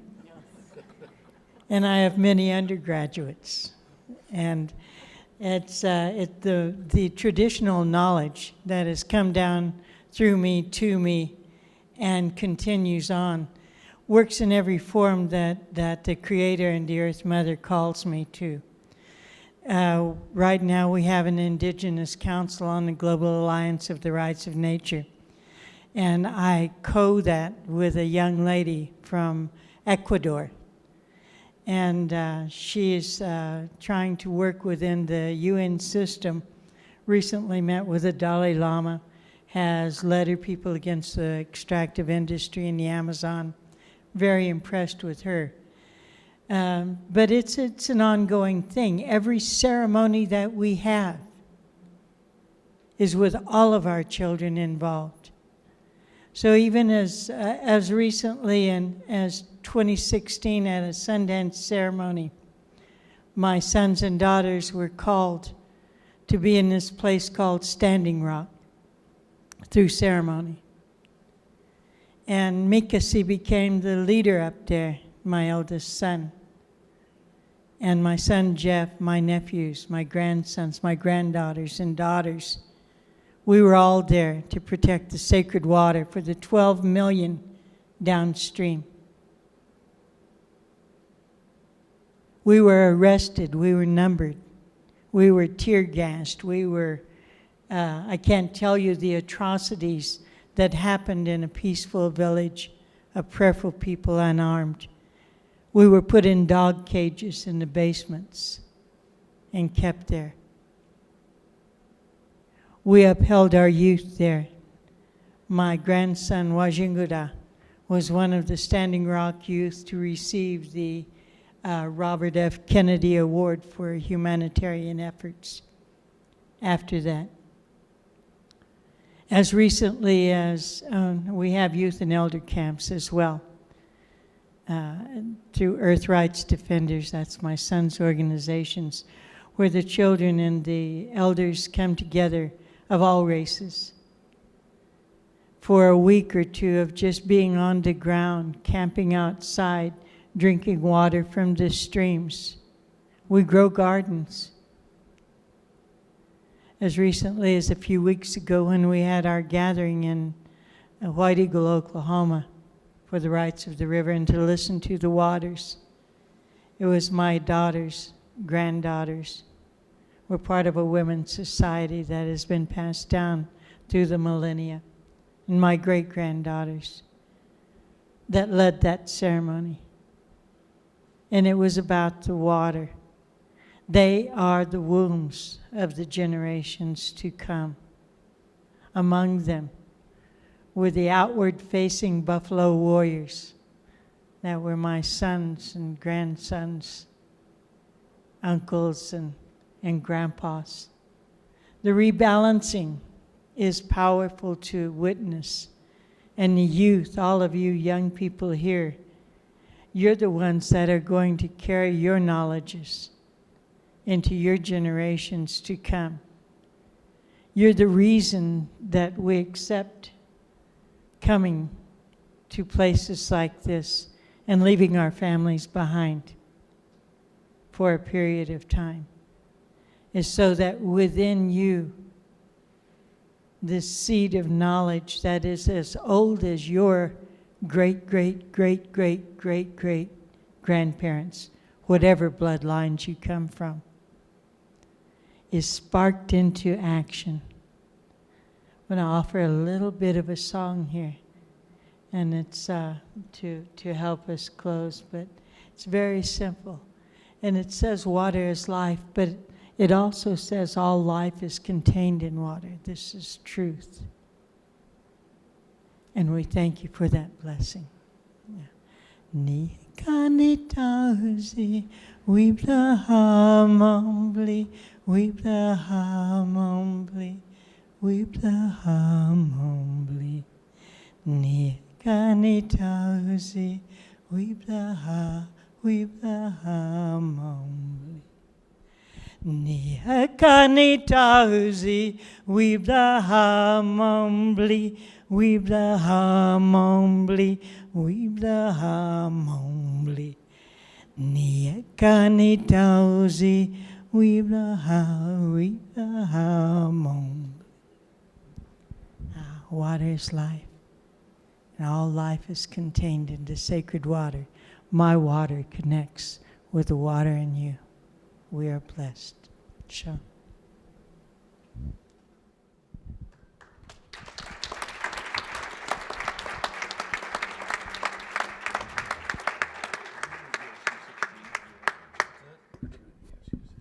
Thank you very much to all of our panelists for sharing your wisdom and your songs and your experiences.